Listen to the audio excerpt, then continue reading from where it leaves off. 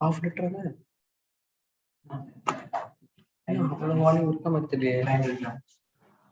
வெயிட்டா இருக்கும், திக்கா இருக்கனால வெயிட் கம்மி பண்ணும்.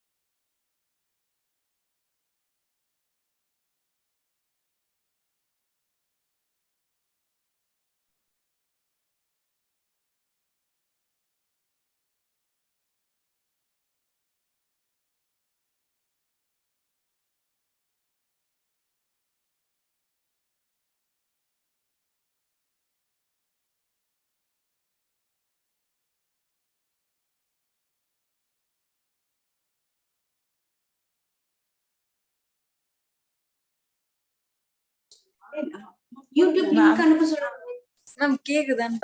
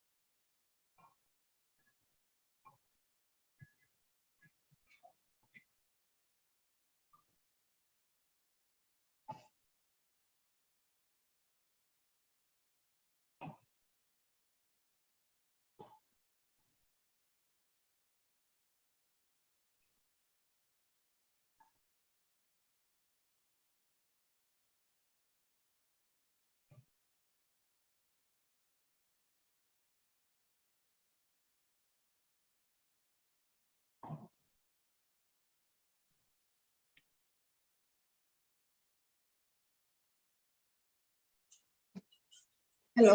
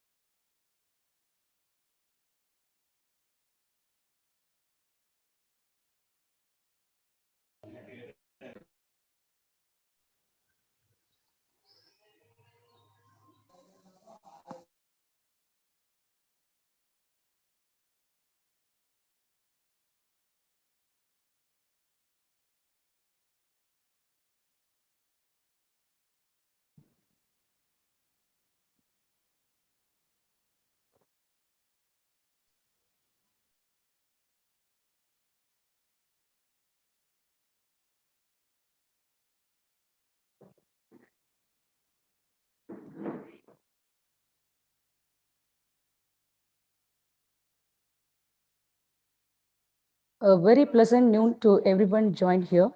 I take great pride in welcoming our chairman, Dr. K.R. Bhaskaran sir, Vice Chairman Tirumati Sumalata Bhaskaran ma'am, our Secretary Thiru K.B. Kishan Kumar sir, Director of MBA Tirumati Sheba Kishan Kumar ma'am, our Principal Dr. V. Vijayalakshmi ma'am, and Vice Principal N. Maithili ma'am. I wholeheartedly welcome the heads of various departments, faculty members, alumni of Life Science Department, and my dear students. We are assembled here to celebrate National Science Day. Science Day is celebrated to mark the discovery of Raman Effect by the great Indian physicist Dr. Sir C.V. Raman. The main objective of National Science Day is to bring awareness to people about the importance of science in our daily life and to encourage students by popularizing the science and technology. To grace this event, Dr. Saravanan Krishnan sir from Creative Carbon Labs, Chennai, will be delivering a guest lecture on nanotechnology-enabled approaches to combat COVID-19 pandemic. Now, I call upon Mrs. M. Divya, Assistant Professor of Microbiology, to introduce today's resource person. Please, ma'am. Yes, ma'am. On behalf of the organizing committee, I cordially inviting you all for today's webinar. I feel very privileged to welcome Dr. Sharon Schminzer sir. He has been working as a chief scientist at startup company Creative Carbon Labs Private Limited, Chennai since September 2021. Earlier, he worked as a senior research person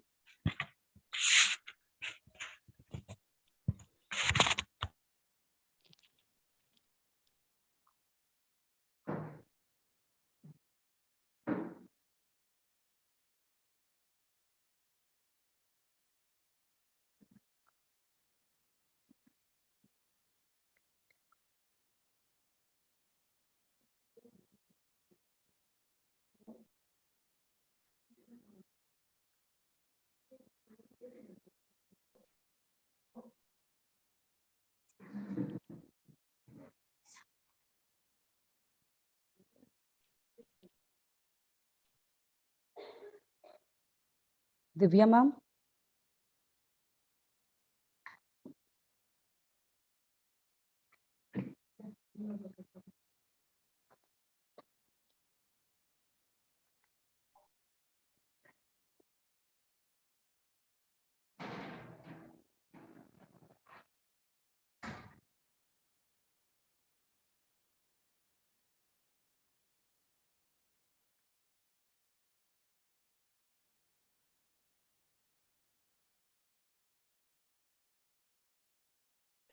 Sorry, ma'am.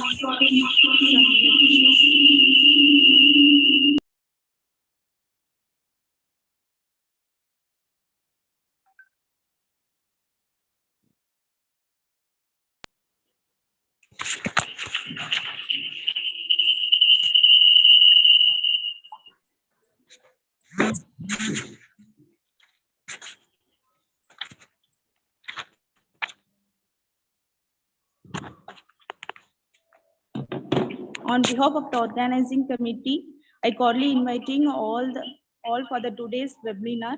I feel very privileged to welcome Dr. Sharon Schminzer.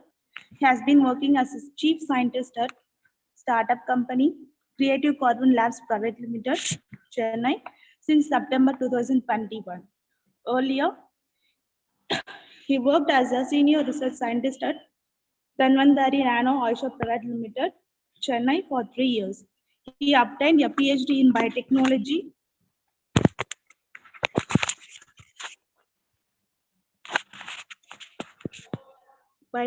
from the Indian Institute of Biotechnology.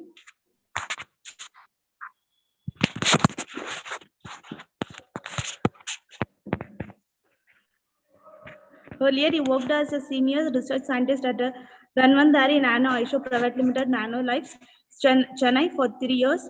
He obtained his PhD in biotechnology for the Indian Institute of Technology, Madras. He has completed his MSc Biotechnology from the School of Biotechnology, BHU Varanasi. His main research and publication interests include green chemistry, nanomaterials, nanobiosensors, microbial biotechnology, and enzymology. Welcome you, sir. Thank you for the committee members for giving this opportunity to address our chief guest. Thank you all, ma'am. Yes, thank you, ma'am. Thank you, ma'am, for the nice introduction. Good afternoon to one and all present here. Am I audible? Yes, sir. Yes, sir. You are audible, sir. Yeah.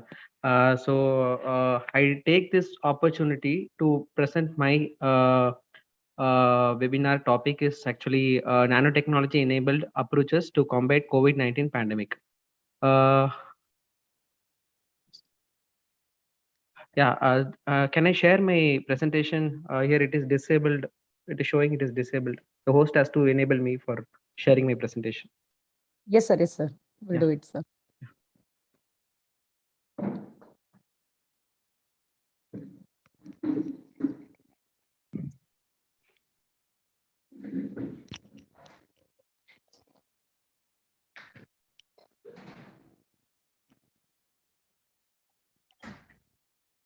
Just a minute, sir, please.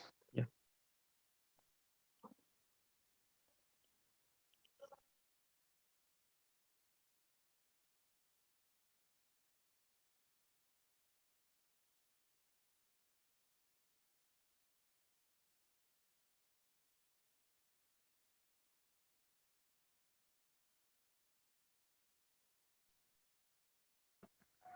Sir, now it is enabled, sir.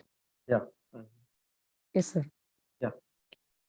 Is it open? Is it? Can you see all? Can you see? Yes, sir. Yes, sir. We can able to see. Yeah. Uh,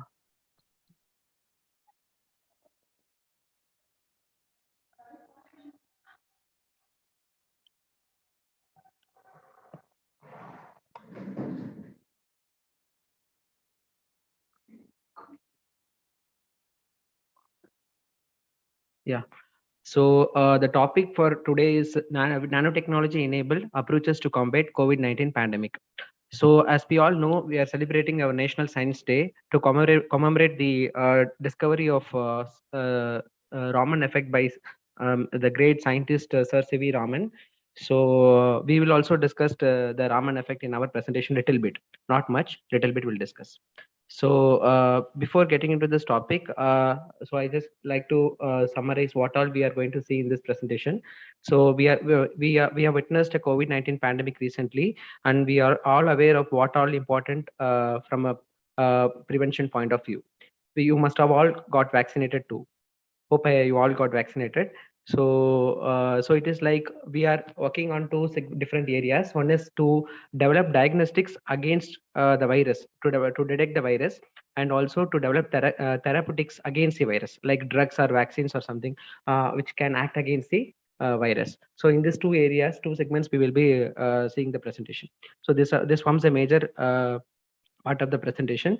So we'll start the presentation. So we all have seen the COVID-19 pandemic. The COVID-19 pandemic is, yeah, one second.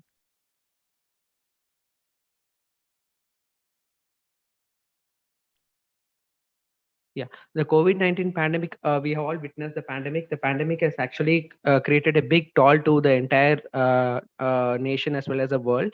And it is due to the emergence of a new pathogenic virus. It is called SARS-CoV-2.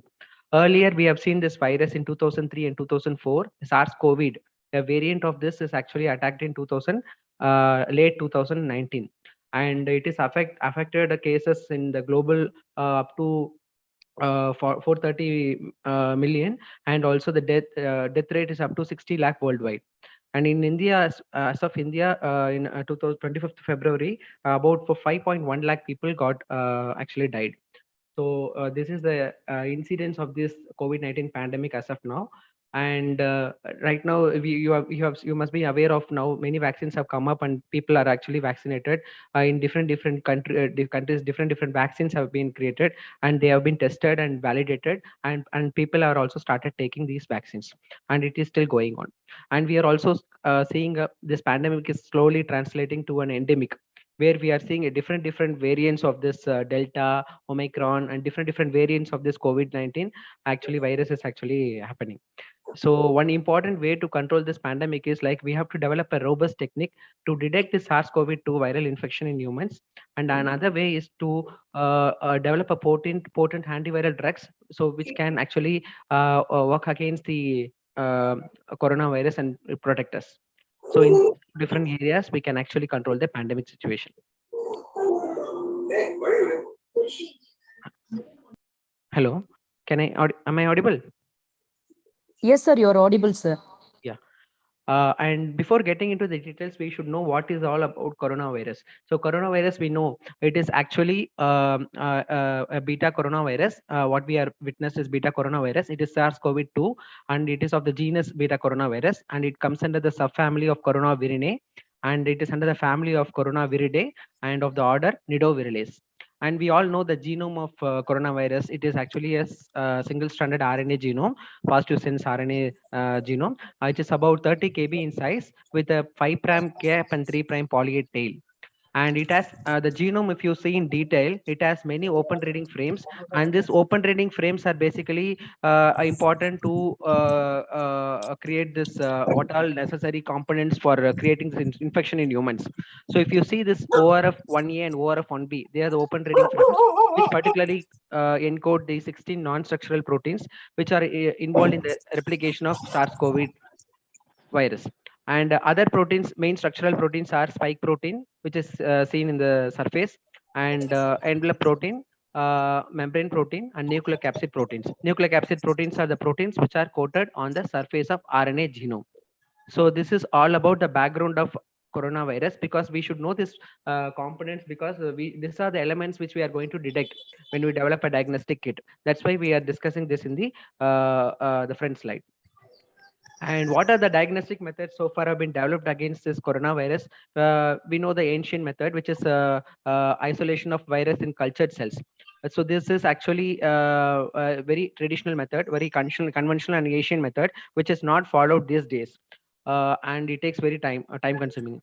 And serological testing is basically an antibody profiling, and direct detection is like the most preferred one. And other than that, there are some adjunct techniques like CT scan, and there are some techniques based on point of care analysis like lateral flow biosensors and molecular probes, which is RT-PCR, which is rapidly used these days. And there are few nano-based techniques are also been developed. What we are going to do as a viral antigen, what we mentioned here is like the antigen which are present on the surface of the virus.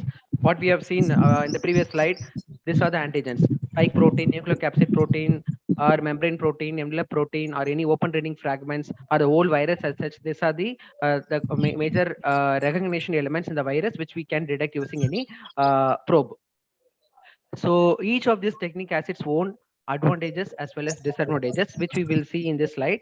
If you see the conventional method, which is a plating method, which is actually detection limit of 30 to 50%, sensitivity is 30 to 50%, and it takes long time, and there is a chance of contamination, and also the infection can also spread to others easily. And the other one is the next generation sequencing, which takes a turnaround time of about 1 to 2 weeks, and it is also a time consuming process, and it requires very skilled expertise. And immunoassay is basically the antibodies and all. They are basically 20 to 80%. They are actually not a sole method, which is usually an adjunct technique used in addition to any other standard methods, which has a good sensitivity, but they have also high false positive rate. And the profiling of antibodies varies with time. So that is again a big problem, a great problem, which big problem which we cannot tackle in the short time. And RT-PCR is a standard method which is commonly used, and but the requirement is it requires skilled expertise to run the machine, and it requires long reaction time. This is what very commonly used in these days in the lab. And LAMP assay is a loop mediated amplified isothermal amplification, which is actually a robust technique, and which is reducing the time. And the only great difficulty is here is the primer designing requires skilled expertise, and also we may get in if the primer is not designed correctly, we may get false positive results. And CT scan, as we already discussed, which is having a sensitivity of about 97%, It is a robust technique, but it is not very specific. Even a normal cold infection or also can show up in the CT scan. So this is not a 100% sensitive technique. Sir, kindly excuse me, sir. Yeah. Yes, madam. Sir, slides are not changing, sir. We can able to see the first slide alone, sir. Oh, is it? Sorry, ma'am. Okay, okay, no issues. Yeah, I'll share it once again. Yes, sir. Yes, sir. Sure.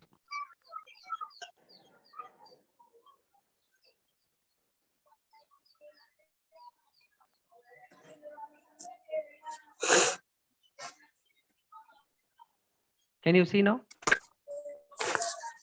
Yes, sir. Yes, sir. We can able to see, sir. Yeah. So do you want me to start from the beginning, or we can go with No, no, sir. You can proceed, sir. Yeah, thank you. So these are the limitations, advantages and limitations of these techniques, and we can see how nanotechnology is actually helping in developing this robust diagnostics against COVID-19. So before getting into the nanotechnology-based diagnostic methods for SARS-CoV-2 detection, um, ma'am, slides are changing. Can you see it?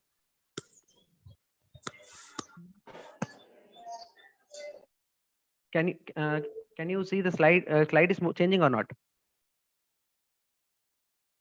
Hello. Hello.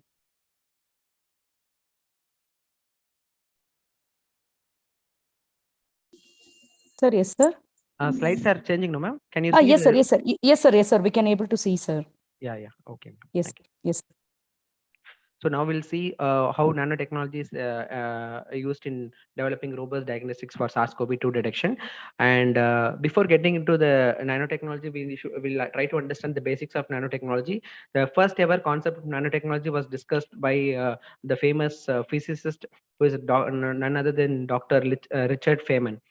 He told in a lecture in the year 1959, there is a plenty of room at the bottom. Sorry, 1859. There is a plenty of room at the bottom. What he mean by plenty of room at the bottom? Uh, um, it is actually what he meant as bottom is the measurement scale. The measurement scale having a small scale to the larger scale dimension. So when what we discussed is 1 to 100 nanometer. That is what he mentioned as a bottom. So so later, the term nanotechnology was coined by Norio Taniguchi in the year 1974. And nanoscience and nanotechnology is nothing but a branch of science which deals with the study of nanomaterials. And what is nanomaterial? Which is in the dimensions of 1 billionth of a meter, 10 power 19, 10 power minus 9 meter. And it is basically it is composed of a group of atoms or molecules of different material, different elements or different atoms. We'll be discussing in detail in the coming slides.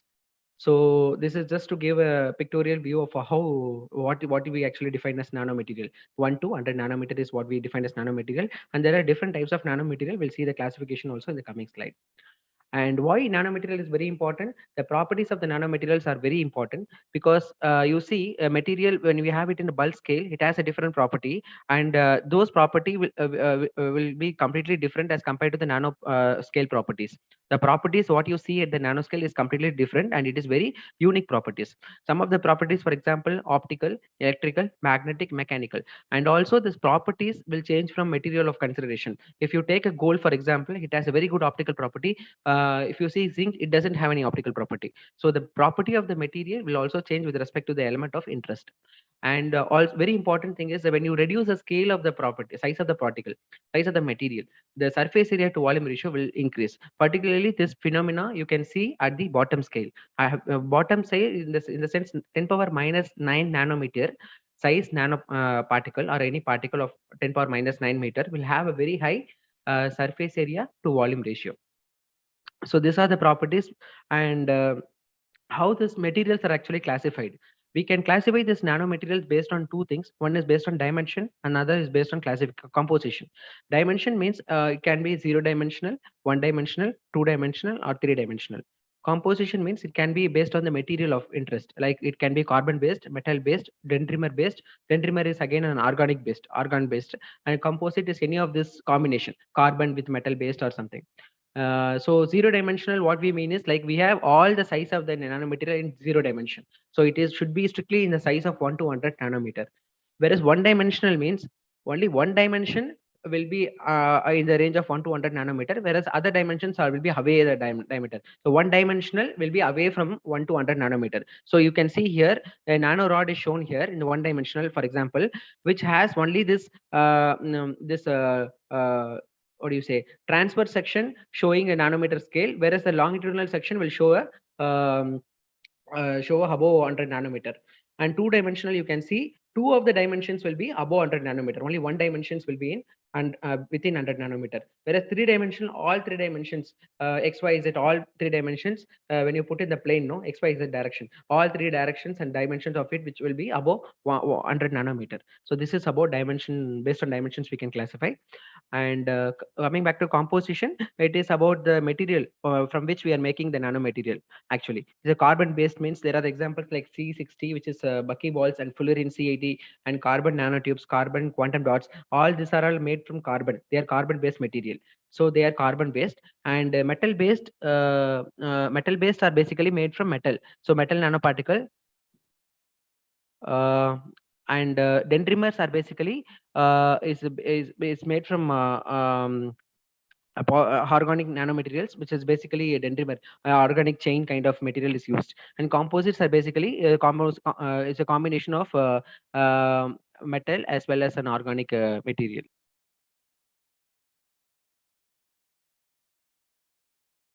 And how we can prepare this nanomaterial, how to prepare this nanomaterial. General approach of classifying this synthesis is there are two methods. One is top down approach, other is bottom up approach. Top down approach is like when you have a bulk metal, when you have a bar of material, and you can slowly reduce the scale to nanoscale. So that is like you are molding, or you are breaking, and you are slowly bringing the size to nanoscale. That is about top down approach. Under top down approach, the methods are like photolithography and electron beam lithography. And bottom up approach is like where you have a small size and you slowly build the size to nanoscale. So for example, chemical based methods, solvent based methods, inert gas condensation, pyrolysis, these are some of the methods which are developed under bottom up approach. And other than that, there are methods which are developed based on the phase, in which phase you are preparing the material. It's a dry route where the material is prepared completely dried and there is no moisture coming contact with it. And wet based methods are basically a solution or solvent based method, water aqueous based or solvent based method. And micro emulsion and sol gel and solvothermal hydrothermal methods are comes under that category. And vapor phase methods are completely happening in the vapor phase. And example is pyrolysis and inert gas condensation. This is just to have a quick view of how nanomaterials can be prepared. If you are really of interest, you can also study this review which I mentioned here as a reference, where the details of these methods are already given. And each of these methods has its own advantages and disadvantages. And so if you see the top down methods, it is very costly and a lot of metals will get wasted. If you are especially interested in preparing gold nanomaterial, you cannot end up in wasting a lot of gold, right? So that is something is a problem with top down approach. Whereas bottom up approach, the yield is a big problem, and also the purification and other things will be a big problem with bottom up approach. So these are some of the introductory points of nanotechnology. And we are coming into the main subject, nanotechnology for COVID-19 diagnosis. Here the nanomaterials can be actually used in the diagnosis either by two ways. We have classified the literature based on one thing, which is whether the nanomaterial is actually directly applied in the application of COVID-19 diagnosis, or it is indirectly applied, how it is classified. So how it is actually used. Based on that, we have classified the literature. So if the nanomaterial is exactly used directly in the application of diagnosis or detection of SARS-CoV-2, then it is coming under direct. Indirect means it is only conjugated to either antibody or any binder element, which is actually involved in identification of SARS-CoV-2 in patients. So the property of the nanomaterial is very important under direct method. Here SPR, surface plasmon resonance, and other optical properties, and plasmonic photothermal properties, and electrochemical properties, fluorescence property, and many properties like this are very important in the direct method. Whereas indirect method, only it is used as a conjugate. So the material which is conjugated to the nanomaterial, those properties are actually important. Whereas nanomaterial is only acts as a carrier here. So we have briefly reviewed the literature and we have classified them under direct and indirect approach. You can see here direct use of nanomaterials. Um, so under direct use of nanomaterials, you can see different types, subtypes here, and indirect nanomaterials also there is a subtype here, and you can see here different types of nanomaterials are used. Gold nanomaterials, gold nano islands, and silicon dioxide coated, gold coated quantum dot nanobeads, iron oxide nanospheres, graphene, titanium oxide nanotubes, all this, and they are actually attached to the recognition element. Recognition element are basically the element which is going to help you in identifying the target. So that is called recognition element. This nanomaterial will conjugate it to this recognition element, so that we can able to detect the target. Target is coming from the SARS-CoV-2. It could be an gene, what we discussed in the second slide, nucleocapsid gene, or a gene, or a spike protein, or envelope protein, or matrix protein, or any RNA genome, or the whole virus as such. We can detect any of which. And each method has its own limit of detection. You can detect it to only certain extent. So those are classified in this limit of detection column. And detection time also vary between each method. And you can see all this in this slide. And this literature is, we have reviewed this literature exhaustively and published in the mid of 2021. You can take down this reference also if you're interested. And coming under the direct approach, we have methods classified under colorimetric. Colorimetric means based on the color, you can actually, optical property, you are actually classifying. Based on the fluorescence, you can classify. Based on the electrochemical properties, you can actually try to understand. And based on the plasmon photothermal properties. Plasmon photothermal means it is a conjugation of optical property as well as the thermal property. So those are discussed in this. And indirect use of nanomaterials are basically, here the nanomaterials are only used as a conjugate. As I mentioned earlier, it's only used as a conjugate. It is not actually going to have any property which is actually going to be useful. We will see briefly. We will see all this in the next slide. Hello. Yes, sir. Yeah.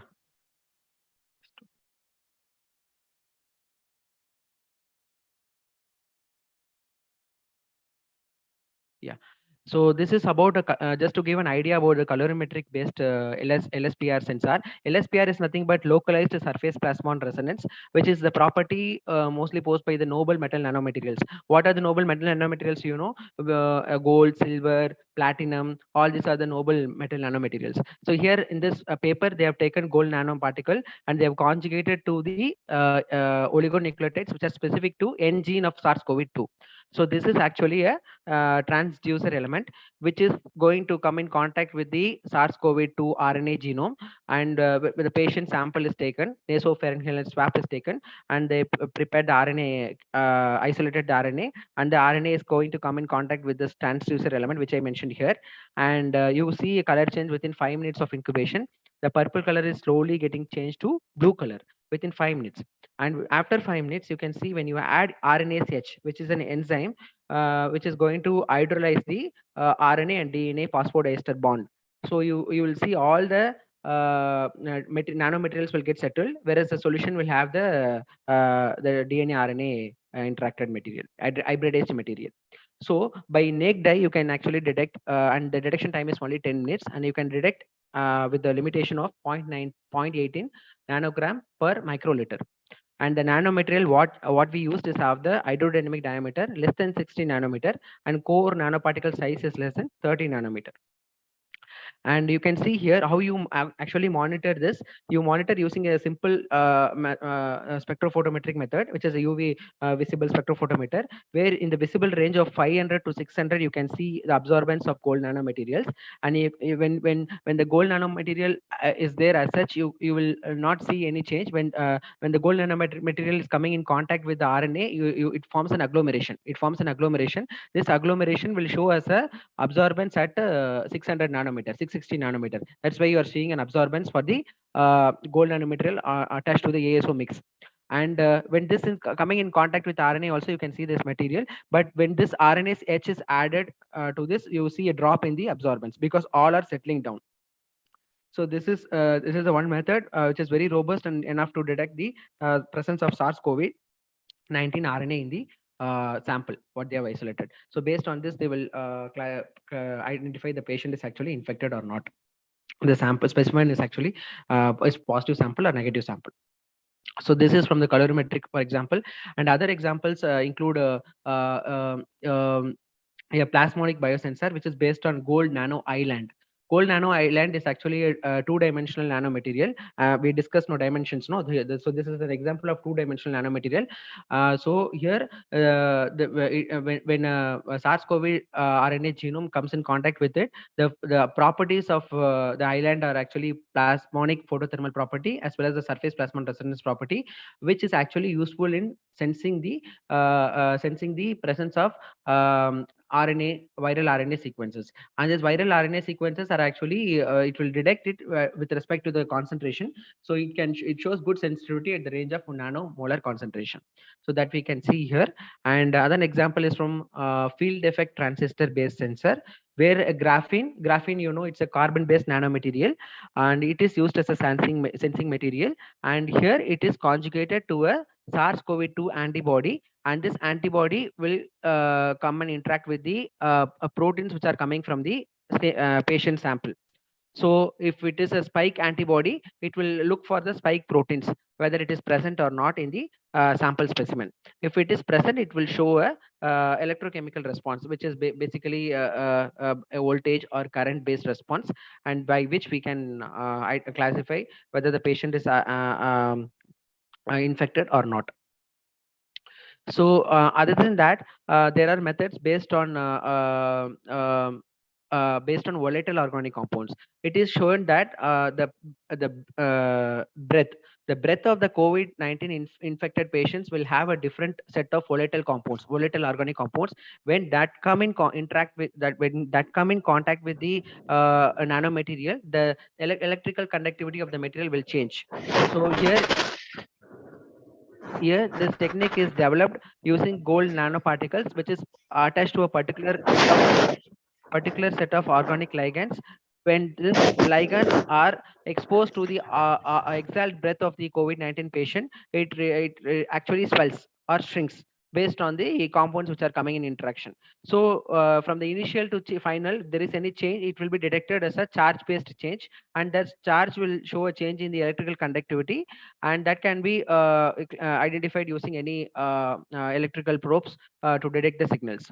So based on this, there are sensors that developed. This is actually developed by a Chinese group, and they were validated this against a different set of positive and negative samples, and they established their sensitivity and specificity. And this is a recent paper, which is this is a paper which is actually very well taken up. Actually, it is based on a plasmonic thermocyclic PCR. We are all aware of normal PCR, which takes about 2 hours to amplify our nucleic material, whereas this nano PCR detects in a time of span of 17 minutes.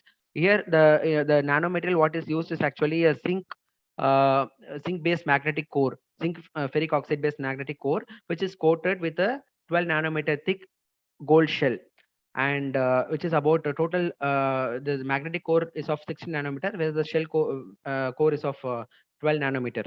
So what it actually does, this plasmonic material, this plasmonic substrate, what we are mentioning here, it actually performs very effectively as compared to the gold nanomaterial, which is already known in literature for many years.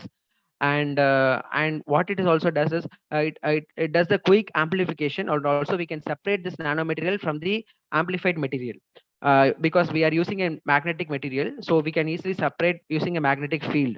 So by using and applying an external magnetic field, we can easily separate the amplified nucleic material from the rest. So, and it can detect within 17 minutes, and with an LOD of 3.2 gene copies per ml. So this is a very well taken up paper. And the other one is a label-free electrochemical based hybridization. Here, what we do is like we take a titanium based substrate, on top of which we coat the gold nanomaterial. And we know gold thiol chemistry. So gold thiol chemistry is very exploited to hybridize any material of interest. So their thiol based self assembly is happening. We attach the probe using a thiol based ligand, And when this probe is coming in contact with any materials of complementary DNA or any RNA of interest, then it forms a hybridized, it gets hybridized, and when it gets hybridized, the signals will change. So based on this concept, they have developed a device, fabricated a device which has gold and titanium and platinum as a reference. So here the electro-deposited gold nanomaterials or nanoparticles are used as transducer elements, and we can also have an advantage here. We have a micro USB attached here, and this micro USB can be simply connected to a smartphone or a readout, any readout device. From there, we can actually collect the signals. And this is all I have mentioned earlier that I will be talking about Raman effect here. So this is a slide actually. The aptameric based nano sensors has also been developed here. Not just the nanomaterial, we have a recognition element also aptamer. The aptamer is maybe aptamers you must be knowing. It's a short stretch of oligonucleotide. Either could be DNA or RNA, or even a protein related structures. And this are DNA. Aptamers are actually conjugated to the nanomaterials, and this together are used as a transducer element. And the many properties have been exploited here. Earlier, we have seen colorimetric, electrochemical, and other properties. And in this case, we are seeing surface enhanced Raman scattering. Surface enhanced Raman scattering is nothing but what we know is a Raman effect. Raman effect is discovered by the great scientist Sir C.V. Raman in this same day in 1928. What we know is all about the inelastic scattering of electrons, the photons, sorry, not electrons, photons. So when the inelastic scattering of photons is initially called as Raman effect, and the scientist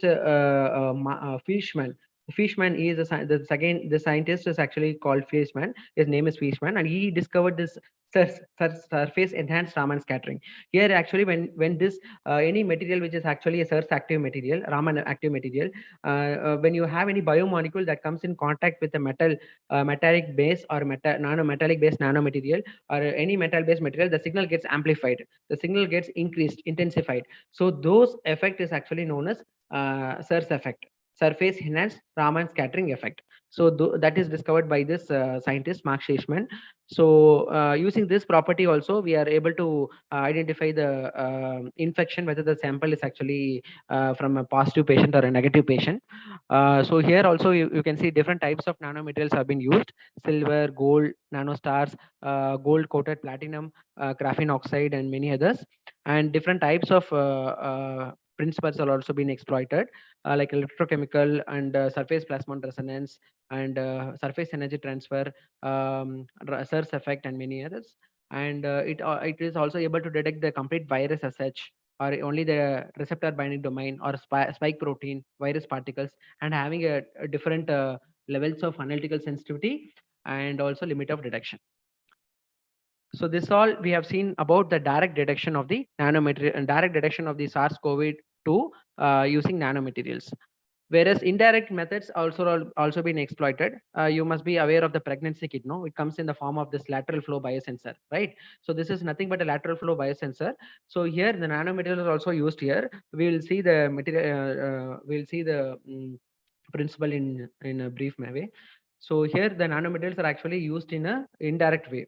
It's actually used as a carrier. It is not a main material.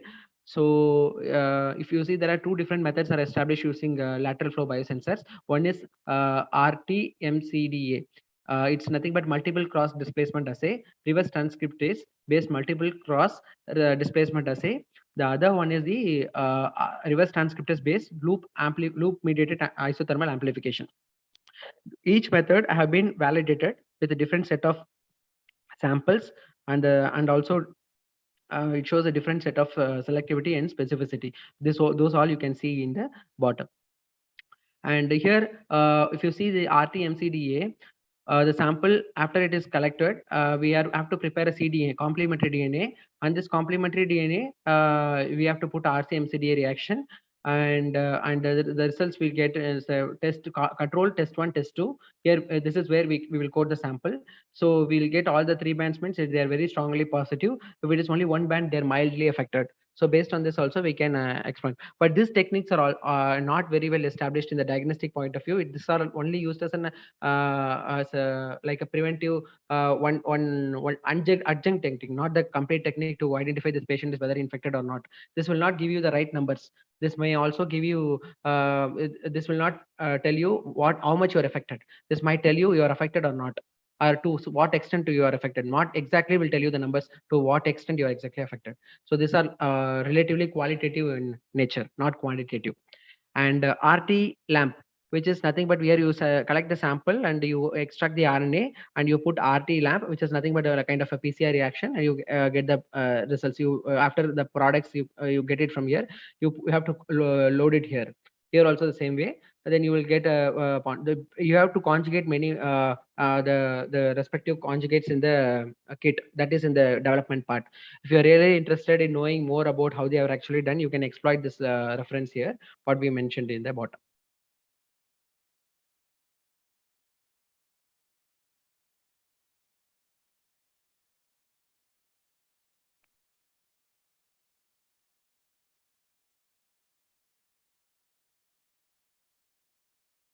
Yeah.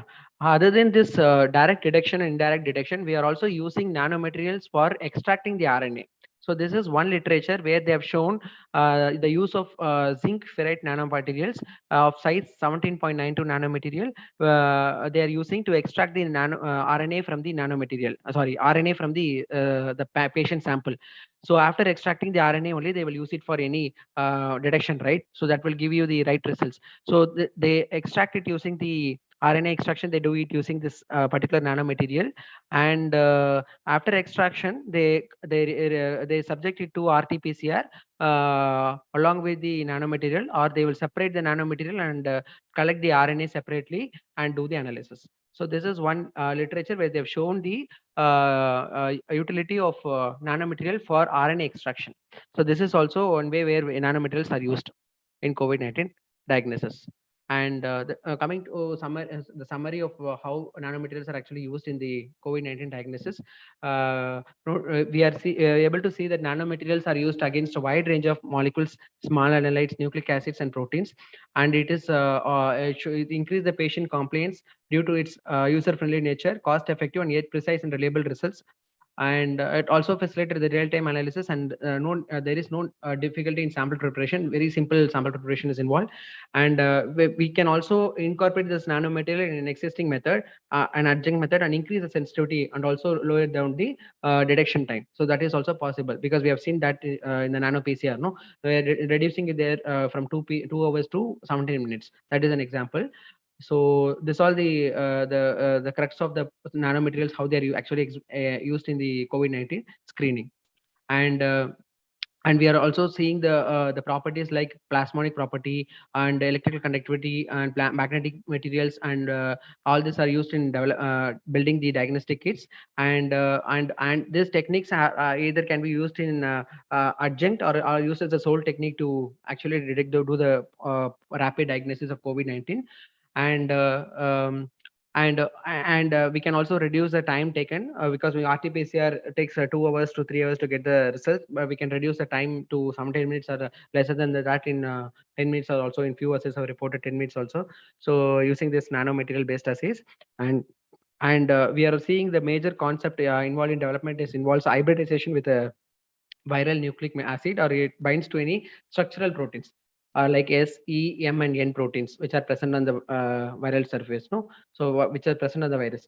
So based on these two concepts only, that diagnostic kits are actually being developed. And the main challenge is like when you have a diagnostic kit based on one particular transducer element, which is only N gene or E gene, for example. If this gene gets mutated, you will not be able to see the diagnosis properly, and you will end up in concluding this patient is not affected. The virus might have got mutated, and the N gene might have got mutated, but you have a diagnostic kit which is very specific to the N gene, which is developed long back.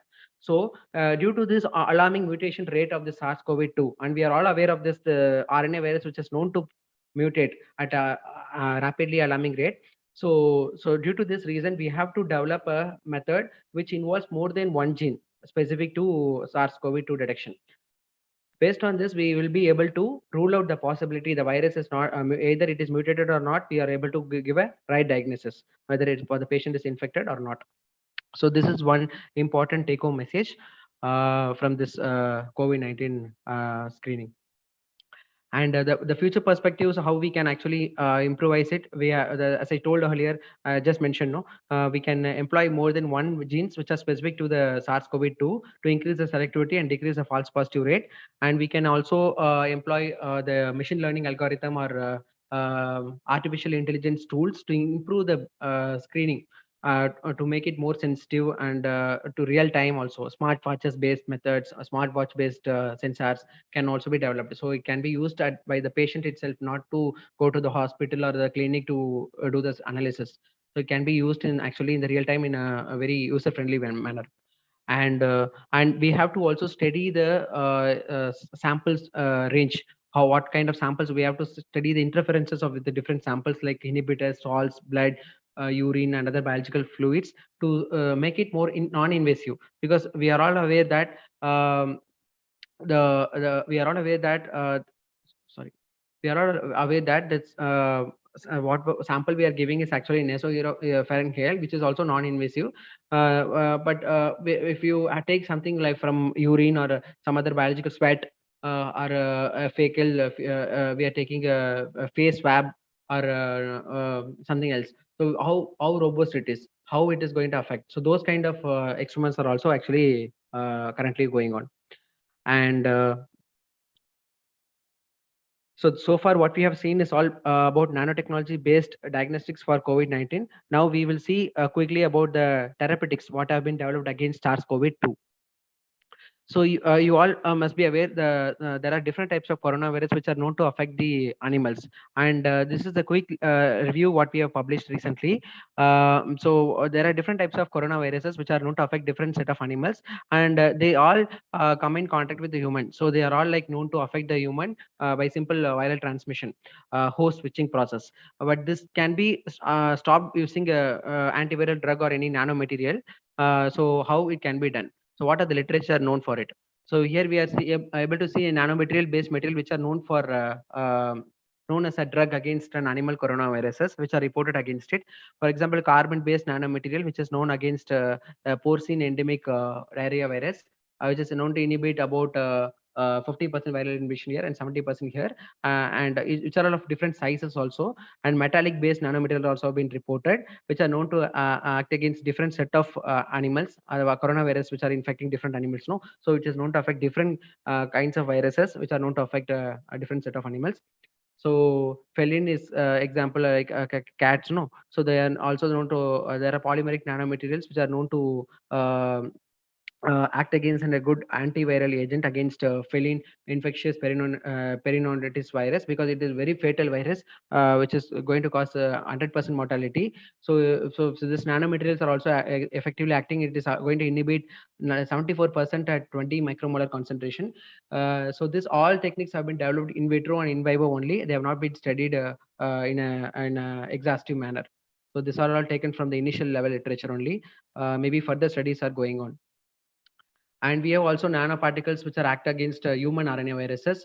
For example, polyvinyl polyurine coated silver nanomaterials, which are known to act against HIV, and copper based nanomaterials, which are known to act against HPC, and titanium dioxide nanomaterials known to act against influenza virus. Zinc oxide nanomaterials known to act against influenza virus, and many others. And each has its own mechanism of action. So we'll see the mechanism of SARS-CoV-2 in the last slide. Um, so there are many nanomaterials which are also known to act against viruses that infect humans. So for example, here carbon dots, which are known to act against enterovirus, silver nanoparticles. Silver nanoparticles and carbon dots are the majorly explored literature against used against antiviral agents. Um,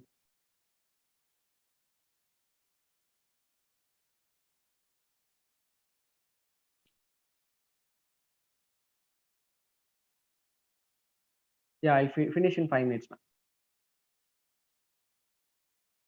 And this is the mechanism of action. We have the virus coming from outside. This is the mechanism of action against mechanism of action of SARS-CoV-2, which comes in contact with the host, and it gets interacted through ACE2 receptor, and they get internalized, and the RNA genome gets released. When the RNA genome gets released, it uses the host machinery to do the transcription and translation process, and the host viral proteins are also get produced, and these proteins get assembled on the viral genome and form a full mature virion, and this virion gets released. And this is how the viral nanomaterials get. This is how the virus infect the host cell, and the nanomaterials can act against the the host infected virus by different modes. It can affect the viral directly at the viral entry point A, and it can affect the viral genome synthesis B. It can affect the assembly of all structural proteins to form a final material, and or also it can affect the release of the final material to the break opening of the host cell. So it can affect in either of any of this ways. So these are the mechanisms are known for how nanomaterials are actually exploited as an antiviral agent. So not just antiviral drugs, there are also vaccines being developed. You can see Pfizer BioNTech vaccine, which is commonly used in US. They have a lipid nanomaterial, which is nothing but a positive charged nanomaterial, which is going to protect the mRNA, which is a negative charge material, so that the mRNA will not get cleaved by the host cell. So it kinds of protecting the mRNA. So it does that job. And also there is a glycoprotein nanomaterial, which is used and developed and employed in the Nanovax COVID-19 vaccine. That is the IP, intellectual property. These are the other vaccines which have been reported in literature. And the advantages of nano formulations compared to conventional antiviral drugs is it acts by multiple ways to arrest viral replication. And because how it does, it has high surface area, surface charge, morphology, and size. And we can also achieve controlled sustained release. And we can also improve the drug solubility by conjugating to a nanomaterial. And we can also work with the toxicity aspects. And also it has a very good advantage that nano vaccines, whatever nanomaterials used in adding to nano vaccines, they have a very controlled immune response, and it helps with the B cell immunity because of the good APC pathways, antigen presenting pathways. The summary of from nanotherapeutics point is like for COVID-19, there are different types of nanomaterials have been reported, out of which carbon-based and silver nanoparticles are the most efficient nanoformulations. And similarly, nano vaccine formulation also been developed using gold, PLGA, chitosan, and viral proteins. And the important thing is like we need to do very systematic and long-term studies to understand the safety of this nano formulation, because it is important to understand the benefit and risk ratio and safety profile of the nanomedicine. And there are some standard procedures defined by EPA, FDA, and all.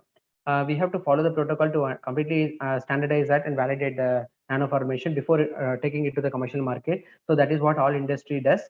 A series of phase trials, phase 1, phase 2, and preclinical pharmacological studies have to be done to establish the toxicity profile and so on. So this is all about nanotherapeutics. So as Dr. Geeta ma'am has requested, I would like to talk about a career scope for life science graduates in a brief span of 2 slides. So we all know that the students, I hope you are all from graduates, no? BSc, right? So bachelor degree, after bachelor degree, we will eventually end up in doing masters or masters again by research or by coursework. What we do MS, no, in IITs or in any established institutes, they do call it like MS. MS is Master of Science by Research, whereas a master by coursework is what many universities offer. So that is basically by coursework, and they do a short-term project. And whereas Master of Science by Research is where they do They do a major core is actually the research, and they also have some coursework, but not much. So they have also it is like a mix of it's like a different combination.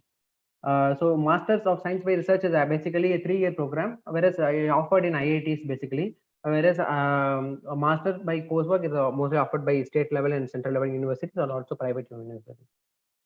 And after master's degree, either MSc or MTech, we go for MPhil and PhD. Now recently government has removed MPhil, no, so only PhD now is possibility. So PhD we do for excelling further in research. We do a coursework for 1 year in the first year. To clear the after the coursework, we go for 4 year, 5 year, 3 years or 4 year complete research. And government of India is funding um, the PhD for PhD, they're giving different funds. We have to clear certain exams to get the funding actually. For MSCs also certain exams are there, and if you clear that exam, you will get the scholarship from the government of India. Like combined biotech entrance exams are there, and there are exams at the university level and the institute level also there. You have to just look at the website of interest. And after completing your master's or PhD, you will be either you can take up a research career as a scientist or research faculty or a postdoctoral fellow, or you can also join as in the industry for as a professional. There also you're called as a scientist or a associate. And academic career where you can be a lecturer or teaching faculty, and other government jobs also there where you can look for. In the many websites are available. I'll give you the information of the website in the next slide. Like FSSI, the food safety food board, and the forensic is a it's a um, it's a crime board, and BRC is atomic board, and ICAR is agricultural board. So there are many more like this. I've just quickly collected this literature just to give a glimpse of how what all may interest you in future. So you can join in industry only. You can join industry after doing your masters, or you can join industry after PhD. It's just a matter of experience what you get on if you join under MSc, or you can also directly join after PhD also. So that is your wish actually. And there are many bio exams are available, like a GATE exam, which is for our research and PhD admission in IITs, IAC, and central and state level universities, or also private level universities. If you clear these exams, you will get scholarship. So you will be called as junior research fellow for 2 years, and then followed by 3 years senior research fellow. If you clear certain qualifications in between, there is a small committee meeting. You have to fulfill the requirements in the meeting, progress meeting kind of. And then after 5 years they will give the funding, and the funding is I think currently the funding is like 25,000 for JRF for 2 years with HRA of 20 or 24% if you are living in metro cities, and for SRF it is I think 31,000 plus HRA. So this all you if you clear this exam, you can avail these scholarships and join PhD in any of the institutes which is of your choice.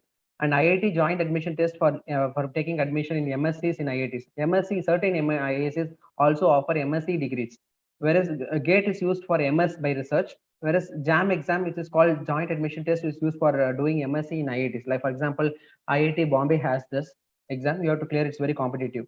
And CSCR UGC Net JRF is for doing PhD. You get scholarship. And if you clear LS lectureship, you will be offered. And lectureship is a requirement if you want to be a professor in any state and central level universities or institutes. You have to clear this lectureship, and it is a prerequisite. And ICMR JRF is like it's again it's a complement of CSR, an alternative for CSR JRF. Here ICMR approved institutes you can join for PhD and or any research work. And DBT BET exam, it's a Department of Biotechnology is offering this exam, which is called Biotechnology Eligibility Test, which is important for doing research and PhD admission in IITs, IAC, or central level or state level universities. Besides we can also look for government exam in government jobs in life science sector, like FSSA, BRC, agricultural research scientist exam by ICAR, and few others. And if you are interested, you are just keep looking into their commercial their websites. So they'll give all the information, and you can prepare for the exams. and very useful bio-related resources which are available in these websites, and I have actually made use of it during my career. So I wish all this life science graduates also will make use of it. So I'm just posted it here. Biotechnica, Health Biotech, India Bioscience, and ResearchGate. This all the places where you can see information about internships, summer training, or you want to go for abroad for any short training with funding. They will give information about that, and they give admission for PhD. And there are some programs where like the PA will have the project and they will have the funding. So you don't need to clear the exams. You just have to join the PA for doing a project. So they will offer you a certain amount of stipend, which is actually a salary for you. So those kind of things also you can, those information also will be available in the Biotechnica. It's not necessary if you work in a project you have to upgrade it to PhD. It's up to you, your wish, and the PA's wish. And ResearchGate is also very useful information, very useful website which can be made use of. So I hope this entire session was useful, and you would have benefited in this occasion of National Science Day. Any questions? Yes, sir. Yes, sir. Thank you, sir. It was an informative and excellent lecture. We learned a lot about nanotechnology approaches towards COVID-19, sir. This will help us to increase our knowledge in the field of nanotechnology. So now the session is open for discussion. The students, those are having any doubts, you can clarify your doubts, ma.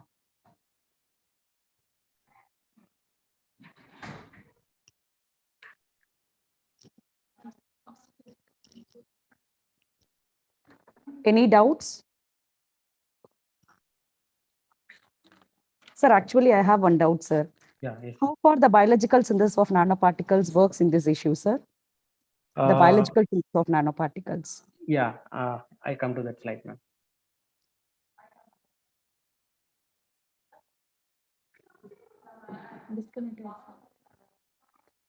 Hello. Yes, sir. Yes, sir.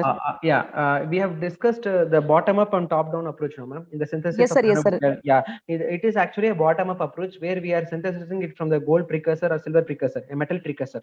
Yes, sir. And Yes, sir. but for example, gold nanomaterial means you will prepare from auric chloride salt Auric solution, chloride. right? Yes, sir. Yeah. Yes, sir. So which is having a size in the range of pico size, and you slowly build up the scale to nanoscale. So the advantages are like you have a very good dispersibility, and you have a stabilized nanomaterial in hand. The problem with the bottom up the biological synthesis is like you don't have a control, and every time it will keep changing, and you may get contamination also, because Yes, you sir. will not be separating it from the entire media. So if you are using a microbe cell for extracting preparing the nanomaterial, you cannot separate it from the microbial cell later on. So that you are adding microbial cell extract also in the process. So, and also reproducibility and many other things are actually very difficult process. So otherwise, Okay. biological synthesis stands very well compared to what top-down approach. Yes, sir. Yes, sir. Okay, sir. Thank you for your detailed lecture, sir. Sir, may I know what is the success rate of this method, this diagnostic method?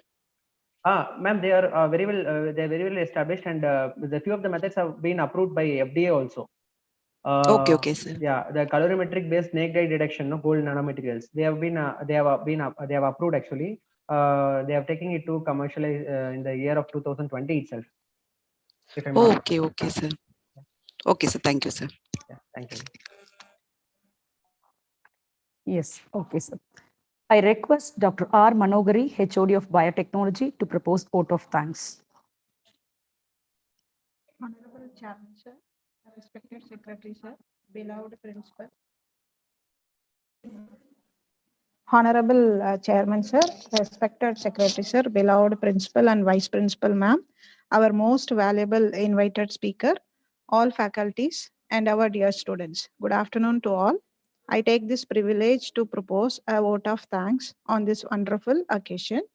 On behalf of the departments of biochemistry, biotechnology, microbiology, we wish to express our sincere gratitude to the management for providing all the facilities and their valuable support.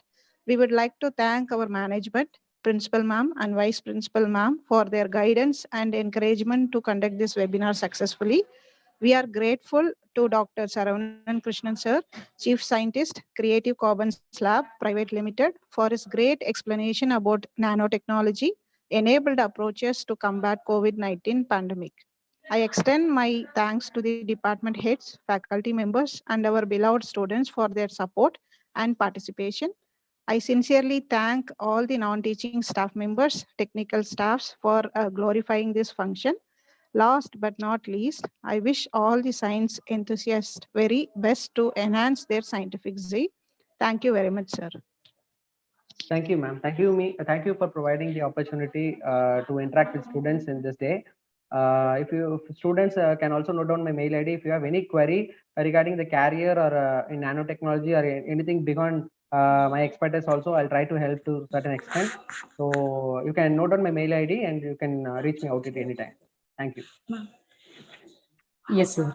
Video on பண்ணுங்க.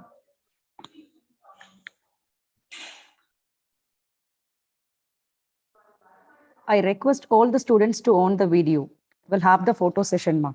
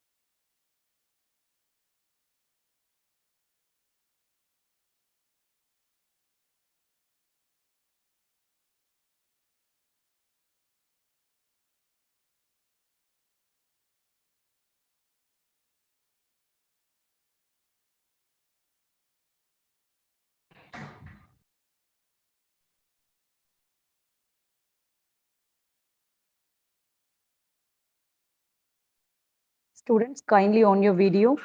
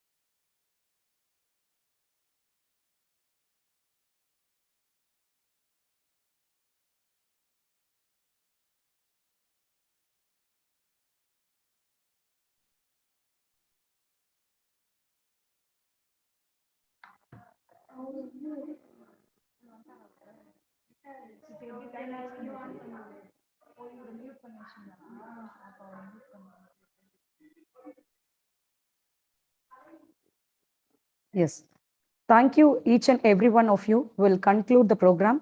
So e-certificates will be provided to the registered participants at the earliest. Thank you, everyone. Sir, thank you, sir. Thank you, ma'am. Thank you. Thank you. Thank you. Thank you so much, sir. Thank you. Yes.